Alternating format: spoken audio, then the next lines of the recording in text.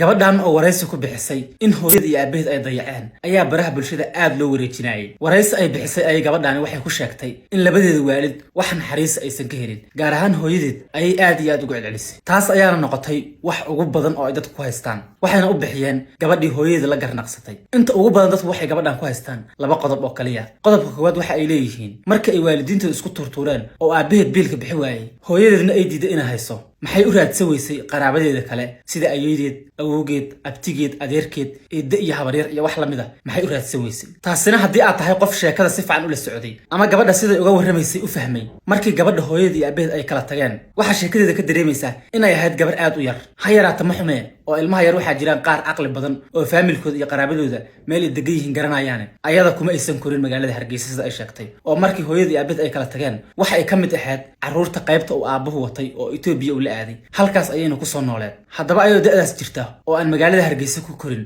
oo xitaa aysan aqoonin meesha ay hooyadeed ka degan tahay Hargeysa, sidee ku aqoonsan kartaa qaraabadeeda? sidee ayay ku aqoonsan kartaa guriga habareerteed iyo abtigeed? qodobka labaad oo lagu haystaa waxa uu ahaa in gabadhan ay tahay gabar caasi waalidiin ah oo hooyada la garnaqsatay ama hooyada dacwo ka ah.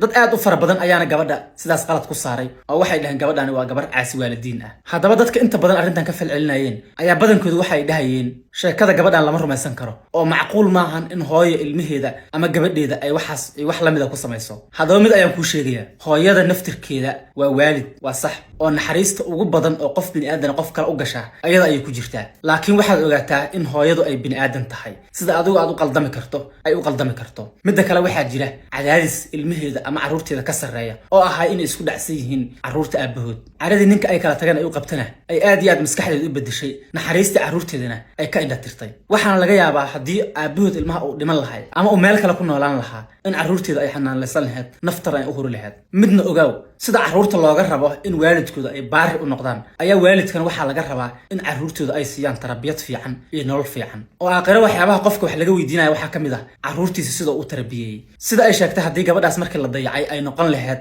gabar moryaan ah oo dhiigyo caba, balwad isticmaasha oo horor ah hadday noqon lahayd, aakhiro waalidiinteeda ayaa la weydii lahaa. marka haddii waalidka uu ku fiican yahay, alxamdulilah dheh, adiguna baari u noqo. waxaana ogaataa in boqolaal sheekadan la mid ah ay ka dhacaan Soomaaliya laakiin cid soo tabisa aysan jirin. hal midna aan ku xasuusiyo, intii aad soo nooleed noloshada aad soo jirtay waxaad marar badan soo maqashay ilmo ayaa meel laga soo helay, ilmo carruur yar oo la soo tuuray ayaa meel laga soo qaaday habeen madow ama maalin ama subax xilliga noqotaba. yaa tuuray ilmahaas? hooyadooda tuurtaa la Soomahan. marka wax kasta way dhici karaan. marka qofkii xun waa xun yahay, qofkii wanaagsanna waa wanaagsan yahay, waalid ha ahaado, carruur ha ahaado. haddaba ugu dambaystii, haddii aad ka mid tahay dadka la socdeen arrinta ama dhacdada gabadhan ma kula saxantahay aragtidaada mise tuutaliba way kula qaldan tahay? intaas commentiga inaad noogu kala cadaysaan ayaa idinka doonayaa. waad ku mahadsantahay daawashadiina. salaamu calaykum.